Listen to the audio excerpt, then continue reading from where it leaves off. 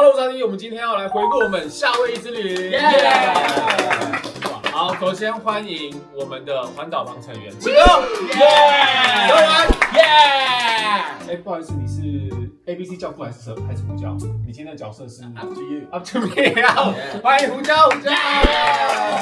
那我们现在是夏威夷倒数第2天，没错。因为今天的行程比较浪，所以想说就抓大家来拍一下。我们去到了欧胡岛跟大岛，大家对这一趟夏威夷之旅的一些回顾，这样子。蛇丸跟胡椒都是第一次来美国，对，离开亚洲，而且是第一次离开亚洲，第一次搭这么久的飞机。在知道说要来夏威夷之前，我觉得是兴奋跟我的紧张是，我觉得是差不多的。因为其实我们之前跟奇哥，我们到处飞都是飞在亚洲这个地方，对，但是我都是亚洲。对，我从小就其实很向往说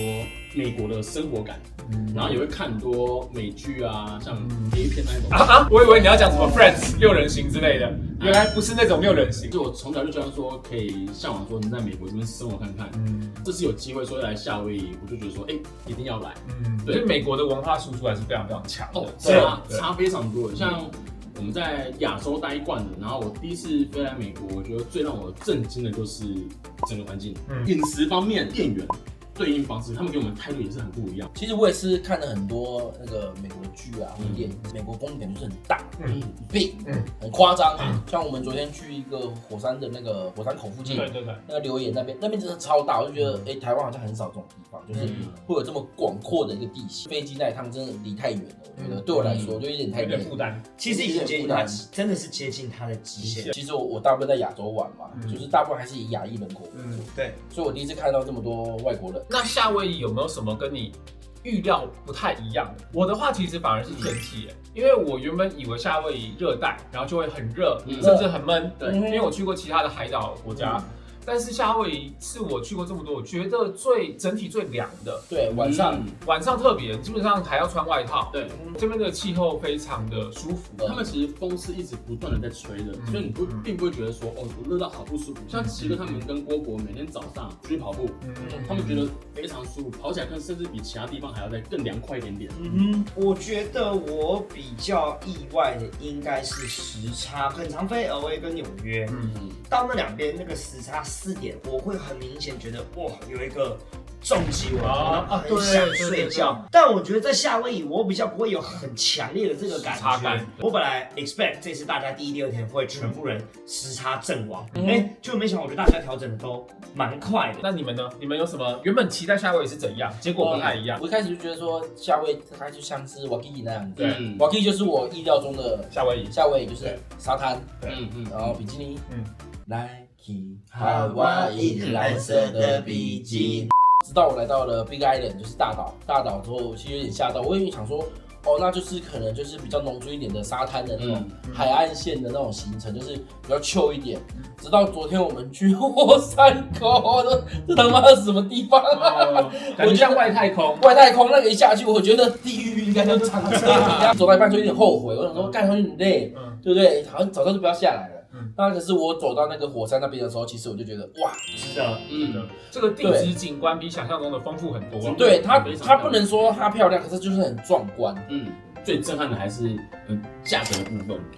对了，这个价格真的是有点让我震撼到说，哇，怎么会这么可怕？对，因为你们是第一次，我们真的随便吃都是几百美甚至到1000美都有可能。对，美国它本身物价就很贵了，但是夏威夷又再贵了一点点的档次。夏威夷其实是全美如果以住家来说，消费最高的州。对，然后加上这边很多观光客嘛，然后很多美国人他们是退休之后来夏威夷定居，所以这些人又带了一堆资源，这叫做 gentrification， 就是叫什么绅士化嘛，就是外面的资源灌进来，然后让这本地的整个所有的价格都暴涨。所以在这边的消费体验也必须说是非常非常高的，这个是我觉得夏威夷最大的一个推力。除了这个之外，夏威夷的这一整趟有没有哪一个 moment 是你觉得哇，这一刻好难忘？我来到美国，夏威夷之前。我有听到别人说，就是如果说你在美国，你打那种喷嚏，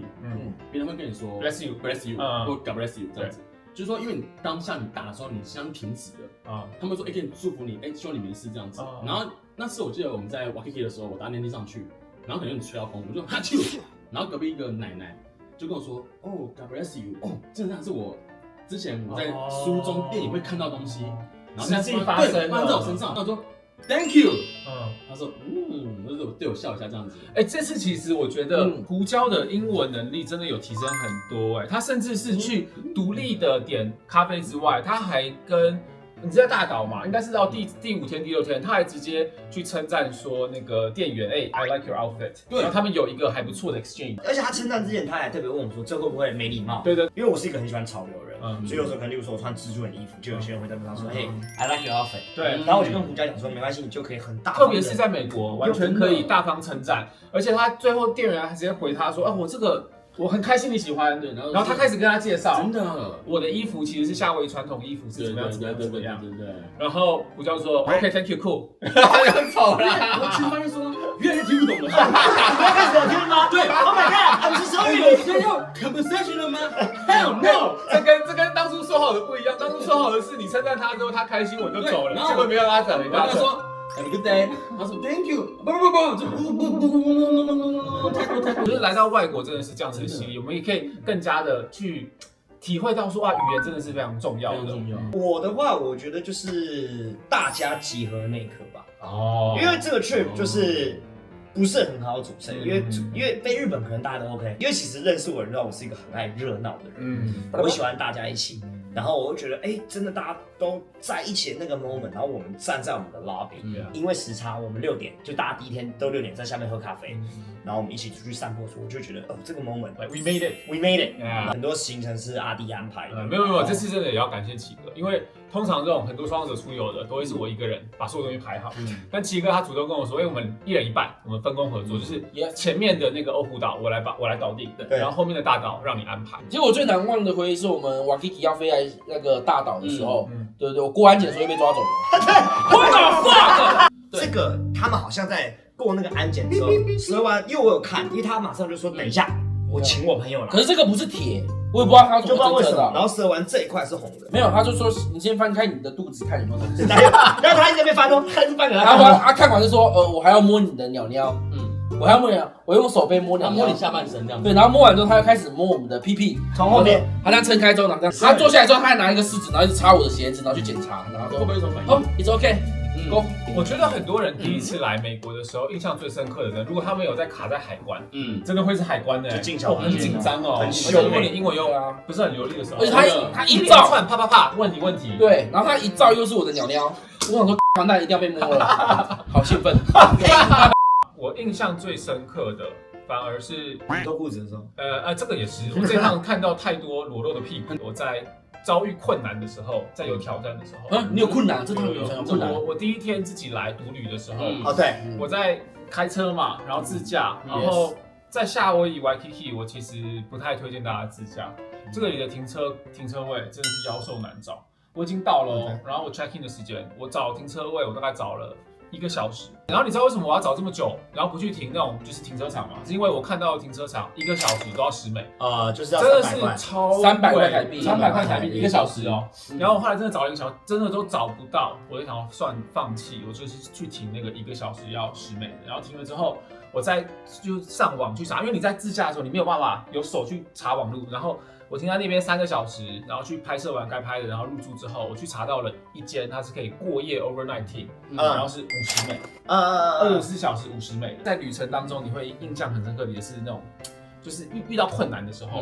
然后你怎么样克服这个困难？Yes， 确实。好，那最后一题，讨论这么多夏威夷的印象优点、缺点，你们会推荐大家来夏威夷玩？我真的觉得，不管说这个地方好玩不好玩，有机会，我觉得就一定要去看看。你是推的，我是推的。其实我应该也是推的。来这趟旅程呢，其实我最终会答应的原因，我的人生清单中就是有一个这辈子一定要去过是夏威夷。因为我看过太多夏威夷相关的电影，最小时候看的就是《侏罗纪公园》嘛，然后后来知道他在这边拍的。但是其实我一开始对夏威夷最有印象的电影是那个《星际宝贝》，对，然后史迪奇，对，史迪奇，还有珍珠港，对，我也喜欢看珍珠港这个电影，对，所以我想说珍珠港我也一定要去看看。然后再加上我有很喜欢的一个国际歌手是那个 Bruno Mars， 他也是夏威夷人，然后再加上一些檀香山，其实它有很多历史渊源跟台湾有关，没错，对，像是我们台湾在那个革命前，就是我们的国父中山都会在这边开会。大岛这种自然环境的，我觉得如果要我自己一个人来，我觉得可能没办法。对，这种一定要有兄弟朋友一起来这里来。我自己是绝对不会来大岛，就他的如果是独旅的话，重点不是去哪，对，重点是跟谁推。我推，可是我觉得我推的前提下是，我觉得你必须是喜欢户外运动，就是你喜欢 outdoor，就是你喜欢晒太阳，你喜欢登山。我觉得如果你喜欢这些东西的话，夏威夷我觉得一定是你的人生一定要来的一个乐事。所以我觉得你来到这边，你可以享受到海岛，二你可以享受到美式文化，对，然后三你说它不友善吗？其实它对观光客蛮友善的，而且我觉得重点是治安非常好，对，治安很好，治安真的非常好。它不是你想象的那种美国啊，到处枪支，然后很多游民那种响啊什么之类的。对，没有，这里的治安真的是我去过美国这么多地方，我觉得算数一数二好的，最好。我们其实 Waikiki 一出去哦，大概有5台警车在我们饭店对面，然后它是那种巡逻车，随时随地都有警察在巡逻，所以真的蛮安全。所以我觉得如果你喜欢晒太阳，你喜欢 outdoor， 不管你是跟朋友，不管你是带你的家庭，我觉得夏威夷都是一个非常适合你们来度假的地方。但你们知道吗 ？Waikiki Beach 其实是填充出来的。哎呦，它是人工带进来的，也是你跟我们讲，对，填充出来的，所以它真的就是一个怎么讲，有点 cater for tourists， 他们就是专门为了观光客打造出来的热带天堂。因为这样，它就是有一个很刻意的成分，所以你如果是以观光身份来的话，你就会过得很舒服。对，这是真的是确实，因为我们的饭店一出去对面其实就是沙滩了，晚上在沙滩那边散步也超级舒服。对，散步聊天。好，那听完大家的推荐之后呢，我这边来当个坏人。刚刚这些优点我都同意，但是最后呢，给大家一些反推荐的参考。第一个是，如果你是台湾人的话，预算肯定是一个考量。来这边很贵，然后加上来这边也很久。所以要看你喜欢的是什么样子的海上的活动。如果今天你是喜欢冲浪的话，好，那夏威夷真的该来，因为夏威夷其实就是冲浪这个文化的起源。没错。然后夏威夷最适合冲浪，它就是我在日常有讲到，它的海浪又稳定又强。我冲过，对，超棒。所以如果你喜欢冲浪的话，这边是不同的冲浪体验，这是第一个。但是今天如果呢，你不是来冲浪的，海岛型国家这种海滩的度假感，在台湾为出发点有很多其他的 alternative。Yes， 你可能对，而且便宜很多。你可能可以去冲绳、巴厘岛，那这2个地方也都是我去过的，他们在价格上面就是便宜很多。冲绳可能没有办法冲浪，冲绳比较适合去浮潜。去潜水，巴厘岛的话可以冲浪，在有一些海岸是可以适合冲浪。我觉得这2个地方的话都是比较好抵达，甚至冲绳是1个小时吗？2个小时的飞机，1个半。而且冲绳你也可以somehow体验到一些夏威夷的文化。对，因为冲绳跟夏威夷其实有很大的这个文化跟历史连接，美军跟日本的关系，因为美军会驻扎，对，扎营过，所以。不管是饭团啊，或者是 Pokeball 啊，或者是在那边也有一个美国城，对，没错。如果你想要有一个夏威夷的体验的话，我觉得其实去冲绳可以somehow有。懒人包就是比较简单的方式。对，巴厘岛的话就是稍微远一点点，但是更便宜。对，然后你在那边去可能 SPA 啊，去按摩，你不会为了你的钱包流泪。对，在夏威夷我们真的不敢去任何的 SPA。我觉得这3个里面必须说，夏威夷的沙滩还是比较优一点点。你如果是真的要细究那个沙子踩下去的质感，有没有像那个面粉一样的话，我觉得3个也都还没有到这个面粉。你要找面粉的沙滩，好像可能要到的是那个长滩岛，或者是夏威夷。其实有一个沙滩非常有名，就是它的沙子非常细致，但它算是有点私人沙滩，它在整个那个欧胡岛的东边，然后是比较没有那个观光开放，那边都是在地的居民，叫做 Lanikai Beach，Lanikai 这是非常的有名。你自己有开车的话，可以去看。好，所以如果你是以台湾本位出发的话，我觉得海岛型的度假。沙滩度假可能有一些 alternative， 但是夏威夷就像刚刚大家讲的这些优点，还有它不可取代的地方啊，所以以上这些资讯通整给大家参考一下。好的，各位，我们现在回到台湾要来面对账单喽。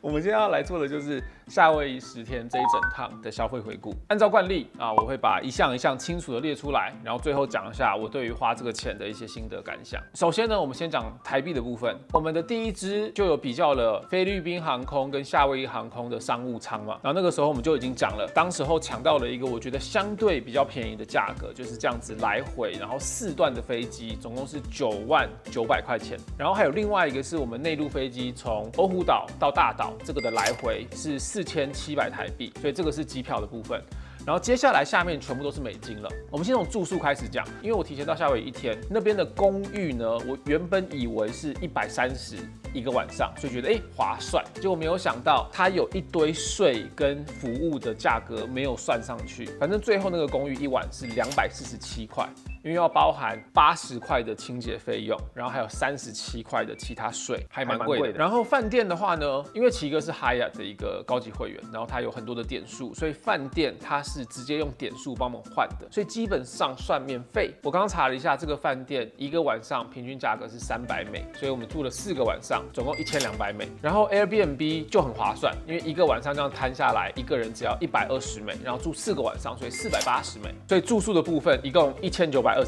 接着是租车，我那个敞篷车我租了5天，花了884美，它有包含了所有的油钱、保险，但是有另外一个我忽略的超贵的消费是停车费。停车费我在那边我也才停了前面的大概2天哦，因为我后面全部都是停在饭店免费的停车场里面，我光前面2天停车费我就花了90美，真的是吐血。我会蛮建议大家不要在那里租车的，因为那边停车又难找，然后停车费又贵，你真的是干脆打 Uber 还比较划算。然后再来我们大岛包车嘛，这样摊提下来一个人是830美，我们一共9个人。如果人数再高一些的话，可能可以再便宜一点，但我觉得那边的物价差不多就是这样子。然后再来就是一堆食物了，在欧胡岛跟在大岛食物的物价明显有差异，在大岛就比较便宜一点，平均一餐可能20-30美左右，就跟一般美国的城市可能差不多。但是在欧胡岛，因为它就是观光客最集中的地区，然后你要想哦，大部分的观光客都是欧美，所以都是欧洲、美洲的有钱人或是要退休的人，他们带着大笔的现金来这边就是要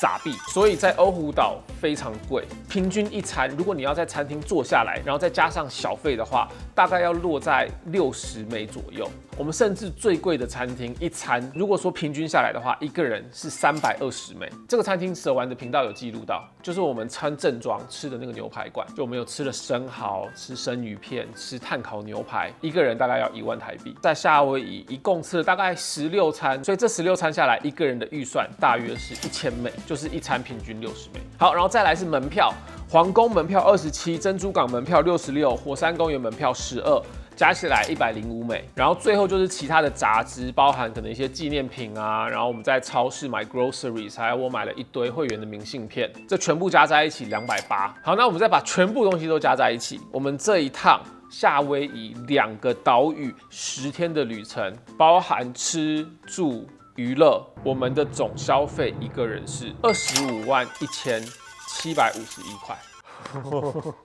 我在夏威夷的时候就已经觉得说，哇，东西都好贵了。到整个旅程结束，然后你去算费用，你真的会觉得，哇，那边的消费非常的可怕，应该是近期来消费指数最高的一趟哦，25万已经可以去北极了。当然，我搭这个机票是商务舱有差，但是我商务舱这个机票4段哦，我去土耳其的机票，我记得好像是直飞，然后经济舱6万块钱，所以机票我觉得虽然说它占25万的蛮大一部分，但是这个25万是有很多的其他本来就很贵的消费堆叠在一起，然后最后是这个金额。那当然这一趟我们要很感谢奇哥，因为奇哥刚刚有说嘛，他饭店有帮我们用点数换到，然后有很多餐其实就是奇哥请我们吃的，所以我实际上的花费没有到25万，我在想最后可能会落在20出头，但就还是一个消费非常高的地方。所以我这一趟回来之后，我觉得体验好归好，沙滩漂亮归漂亮，然后食物也真的是好吃。但是如果你问我说推不推荐去夏威夷的话，我会说夏威夷没有问题，有问题的是我。只要不够有钱，你去到那边，你就是一直会很心痛，你就会想到说啊，我们今天一样的东西，在其他可能台湾甚至比较容易去到的海岛型国家，我们可能可以用1半甚至1/3的价格买到类似品质的东西。所以我会觉得，除非你真的就是超级有钱，要不然就是你超级喜欢冲浪，不然的话去到一些台湾比较容易抵达的海岛，像是巴厘岛、长滩岛，甚至冲绳，我觉得整体旅游跟消费的体感会比较舒服一点。好，以上就是我们夏威夷的消费回顾。大家如果还没有看过我们夏威夷的系列，然后可以到阿迪英文还有阿迪日常都有影片可以看。然后也非常感谢我们这次的旅伴，包含奇哥、胡椒还有蛇丸，那他们各自也都有出很多的影片，所以大家如果有想要补齐这个内容，我也有在他们所有的影片里面出现，大家可以再去看。那我们在经历北极，然后夏威夷之后，我们频道在今年还会去到非常多不同的地方，那我们真的是完全变成了一个旅游频道了，希望大家还看得习惯。对了，然后我们这次夏威夷也有做滴滴旅行社，在这2个岛屿每一天的安排，然后我们有吃到比较好吃餐厅的连接整理，还有一些整体的旅游规划建议。我们这个有拍成一支会员影片，然后大家有兴趣的话可以加入阿迪英文的会员。我们下支影片见，拜拜。